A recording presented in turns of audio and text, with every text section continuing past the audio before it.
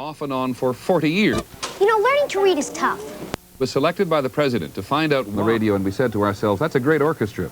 And then we discovered it wasn't an orchestra at all. Not 15 or 20 real people playing their hearts out, but a machine.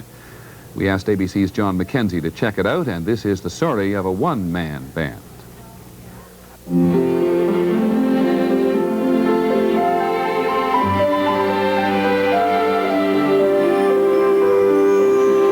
In a Manhattan recording studio, 32 musicians create the lush orchestral sound of strings, woodwinds, and brass in harmony.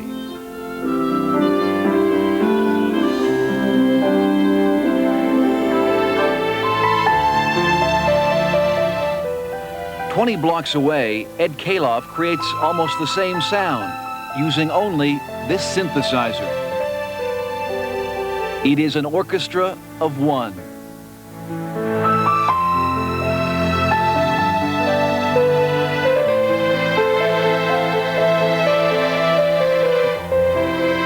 We now have incredible range of instruments. The double basses, the cellos, the violas, the violins. We can now have them at our fingertips. Today's synthesizer reproduces sounds and creates new ones, making much of the music you hear on television and in films. They are mini computers that hear the sounds of instruments, then play them back at the touch of a finger. It means Mike Brigida can bang out a drum solo on the keyboard. This is the latest in home synthesizers. It sells for $8,000, and it sounds, well, take your pick.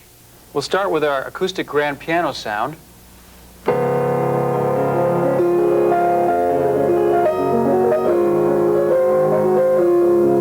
Vibes. Acoustic bass. Guitar. One more button, and hear them back all together. I think in 20 years from now, we'll have a whole generation of people who will sooner sit down and play a synthesizer or a digital electronic keyboard than an acoustic piano. Already, some effects are being felt. Piano sales last year dropped 16%, and string instruments were down 28%. At the same time, synthesizer sales were booming, up 60%. Last year, almost 250,000 were sold. At this store, the prices range from $17,000 down to $50. Music is something that everybody loves to listen to, and now we're trying to turn it into a world where music is something where you can make yourself and not have to be serious about it. But those who are serious about it are worried. Synthesized music is replacing studio musicians. It's kind of scary. I mean, a synthesizer can imitate a trumpet so well that only an expert can really tell.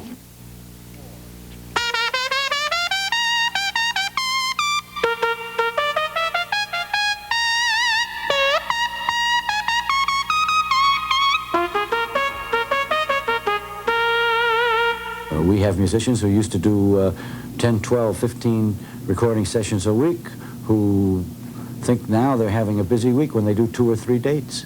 It's really quite sad.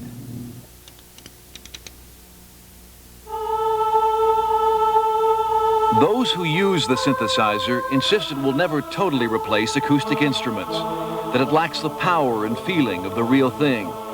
But today's synthesizer comes hauntingly close, whether reproducing the voices of a choir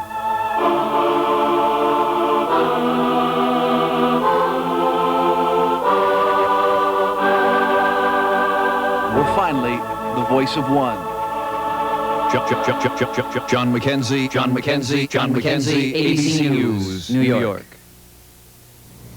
When we come back, watching the Senate on tax reform. Rejected advice that he gets not always believing. The previous centers have put the plug. Osgood reports tonight, electric guitars and slide trombones may be going the way of the harpsichord and the lute. The people who make musical instruments these days march to the beat of a different drummer. In fact, Even the drum is different. More kids are taking up musical instruments now than ever before. The best of them might even dream that after years of practice, they might become professional musicians. But if they do, watch out. For most people who try to go into music today, it's going to be heartbreak. The reason some professional musicians say that is that a new instrument, the synthesizer, has revolutionized the music business. Synthesizers and electronic music are now $1 billion business, with sales nearly equaling all other instruments combined. Turn on TV, and what do you hear? That's a synthesizer and nothing but. See a commercial, and it's the synthesizer that gives you that warm feeling. In the last decade, the keyboard was married to the computer, producing a machine that can mimic any sound in the world and make it sound bigger than life. Synthesist Suzanne Ciani creates special effects for commercials. And that was the perfect Coca-Cola pour. Here's another sound. That's a coin dropping. Lots of money. More important to the world of music, in the hands of a skilled programmer, the new machines can sound like any instrument or combination of instruments you want. There's some drum sounds in this machine. We had a guitar sound. For traditional musicians, then, synthesizers can be bad news indeed.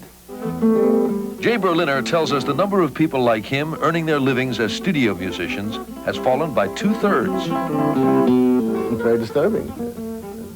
Someone who has devoted his life to music, achieving excellence on these various instruments I play, and suddenly find that I can't work at my chosen profession. Some musicians, are upset about it, but it's technology. You can't stop it now. Well, say the purists, nothing will ever replace the matchless sound of a great symphony orchestra. Maybe not, but you're not listening to a great symphony orchestra.